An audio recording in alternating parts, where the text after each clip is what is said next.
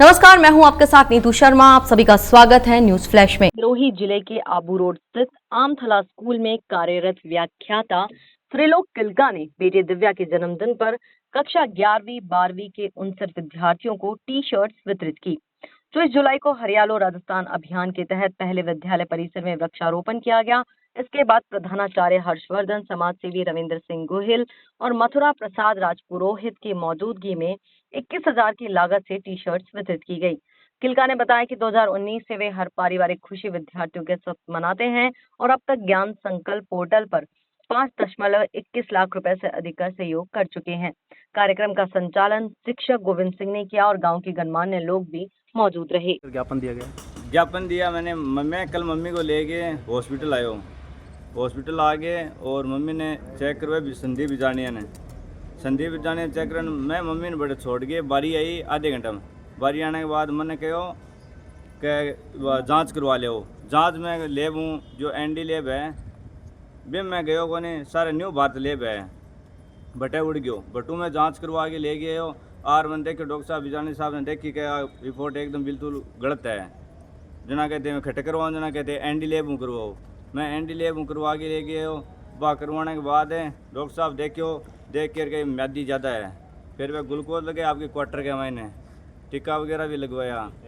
और बाद में मैं मेरी मम्मी ले गए ग्लूकोज। फिर दूसरे गए हो भैरव लेब के अंदर और शेखावाटी लेब के अंदर और 1-2 लेब मैंने 4 एक्स्ट्रा और रिपोर्ट करवाई, उसमें नॉर्मल रिपोर्ट आ रही है। तो निवेदन है कि तानाशाही किस मामले से चल रही है कोई समझ में नहीं आ रहा है। मैं तो अनपढ़ आदमी हूँ, पता नहीं है उनको ही पता है कि कौन सी सही है और कौन सी गलत है। वो तो डॉक्टर साहब बताएंगे। अब म्यादी है या नहीं है, मैं किसको चेक कराऊँ, कहाँ चेक कराऊँ। ये एक लेब का माँ रिपोर्ट है जी म्यादी बता रहा है और बाकी हम 3 नाम की नॉर्मल बता रखी है। तो डॉक्टर साहब थान के क्यों डॉक्टर साहब के जो म्यादी है इसके अंदर है, जो एनडी लेब है वो सही लेब है, उसमें है। क्या मांग कर रहे हो? महंगा ही करें कई जगह तानाशाही करे नहीं जहाँ आप संगठन बना रहे हैं, आपको सिस्टम चला रहे, इन बंद करो। संगठन मतलब जहाँ भाई आप और दुकान खोल रखी, बिजनेस बना रखी हो तो मेडिकल लेब और सारा कोई व्यवस्था नहीं, एक भाड़ गए और बड़े लूटा को मचा रखी है। आप कहा भी जगह दवाई लो, बाकी दवाई कौन देवे। और मैं तो मरीज ने तो मोटे चटान रखियो और मैं कहूँ पर्ची कोश गेर भाज गेर बोले उठो दवाई लो। पर्ची कौन कोसी? पर्ची मेडिकल वाला कोश दी। मेडिकल पर्ची कोश ली बोली मेडिकल दवाई लो। पीसा ना वजना घटाऊँ लिया। वापस मन बोलिया मैं 2 टिक्का दिया हूँ, मेरा 500 रुपया और दे। जन मेरू तबाही को नहीं बा बिया ही ले गयो घरे बच्चन दे के पर्ची और भेजी है। तो आई भी चाहिए बिजरे जी। हाँ, तो इरो कोई व्यवस्था होनी चाहिए। कोई गरीब को मरीज आवे तो बाहर कोई मतलब होना सिद्ध होना जरूरी है।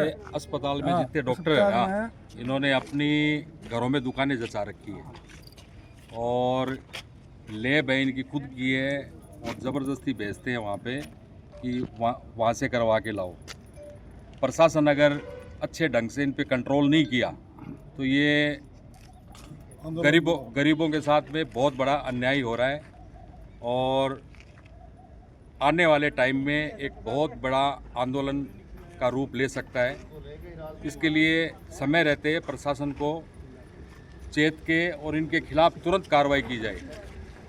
हर डॉक्टर ने अपने घर में मेडिकल स्टोर बना रखा है और वहाँ पे सरकारी अस्पताल में इलाज ना करके अपने घरों में इलाज करते हैं, गरीबों को मार रहे हैं।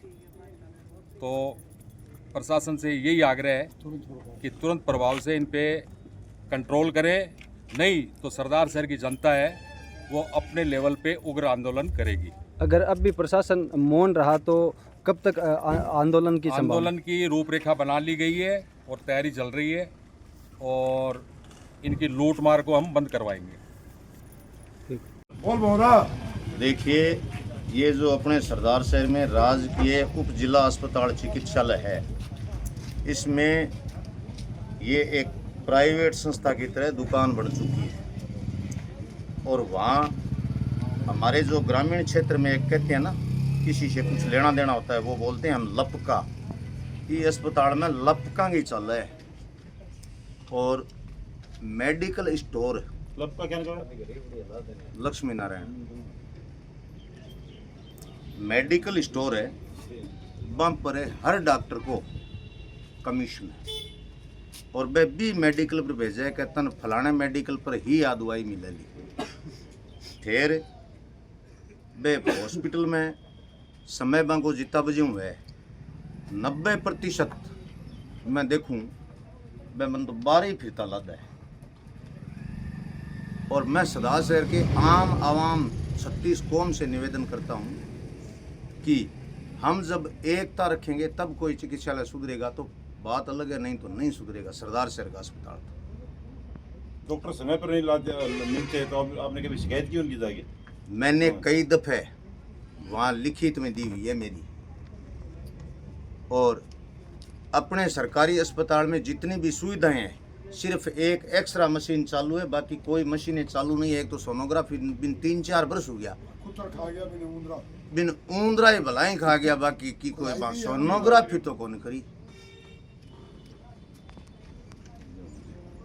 और मैं तो जनित को फिलहाल के लिए इतना ही। आगे की खबरों के लिए बने रहिए हमारे साथ, देखते रहिए न्यूज़ फ्लैश। नमस्कार।